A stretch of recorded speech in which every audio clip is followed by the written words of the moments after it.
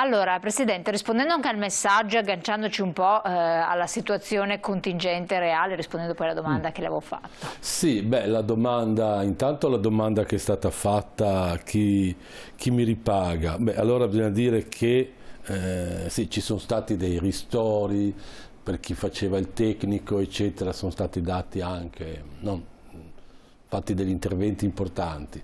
Dico due cose. Una, beh, intanto per la prima volta con il Covid, anche a livello governativo, ci si è accorti che lo sport non è solo il calcio o qualche altra disciplina, ma c'è anche tutto il resto con tutti i tecnici e gli operatori, soprattutto quelli che fanno la vita, come ha scritto il nostro ascoltatore prima, nella palestra, Sì. E sono tantissimi.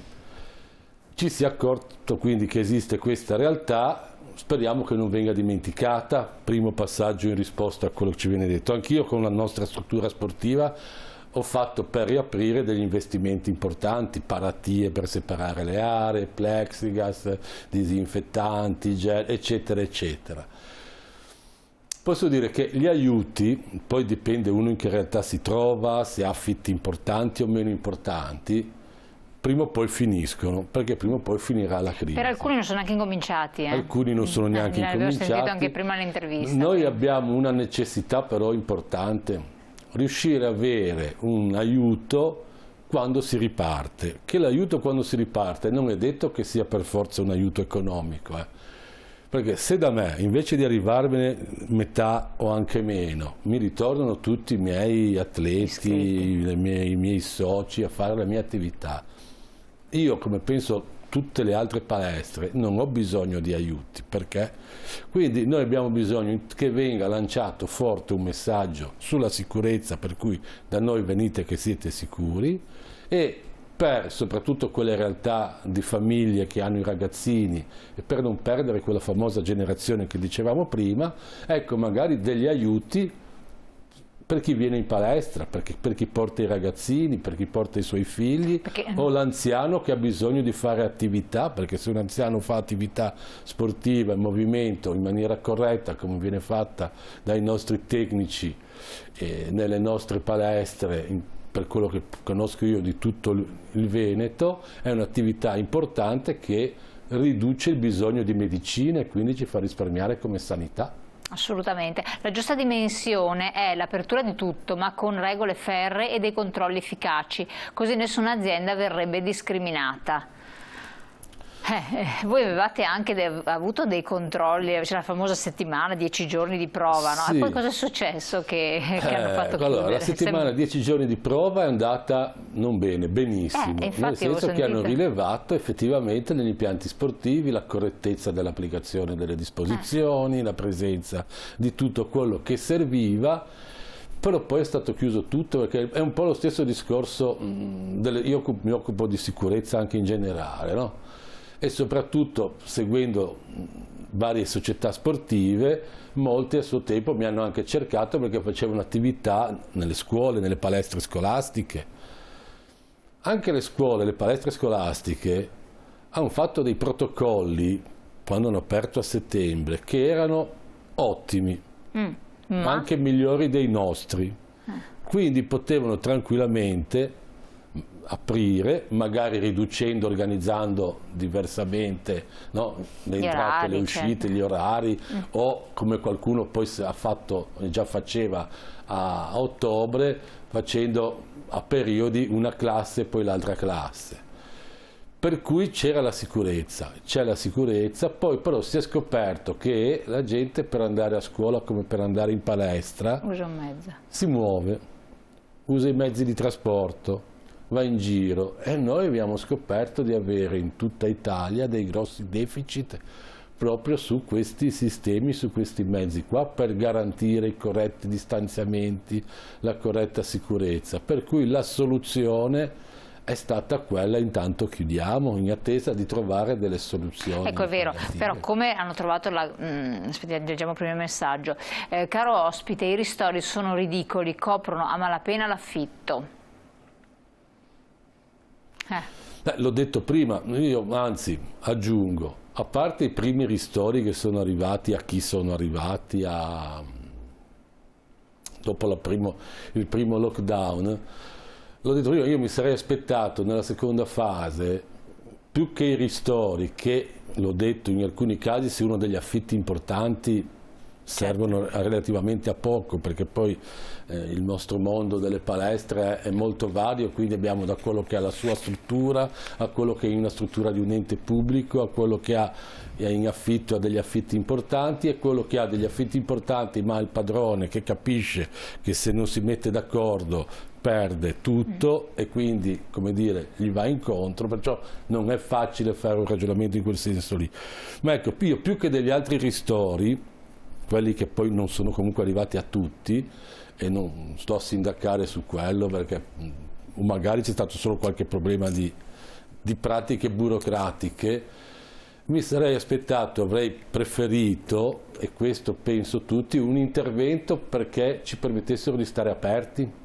Ma è quello che volevo domandarle io, di come mai è possibile, estetisti e parrucchieri li hanno aperti, grazie a Dio, per fortuna nostra, se no saremmo tutti dei mostri, ma poi si stava dilagando anche il nero, quindi è inutile nasconderlo.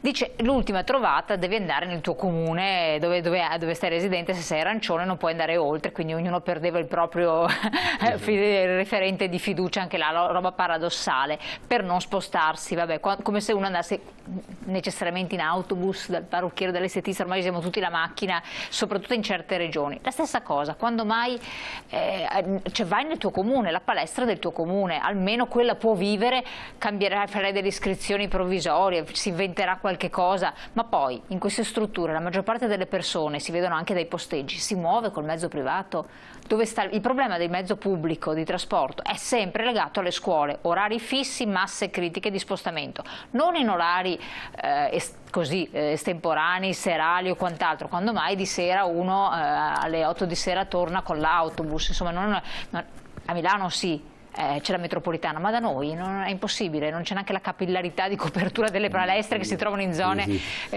assurde, no? Questo è vero, è che purtroppo ho dovuto fare una normativa che andava, come si dice, dalle Alpi alle piramidi. Che ha danneggiato tutti sostanzialmente. E quindi sostanzialmente ha danneggiato anche quelli che poteva essere evitato.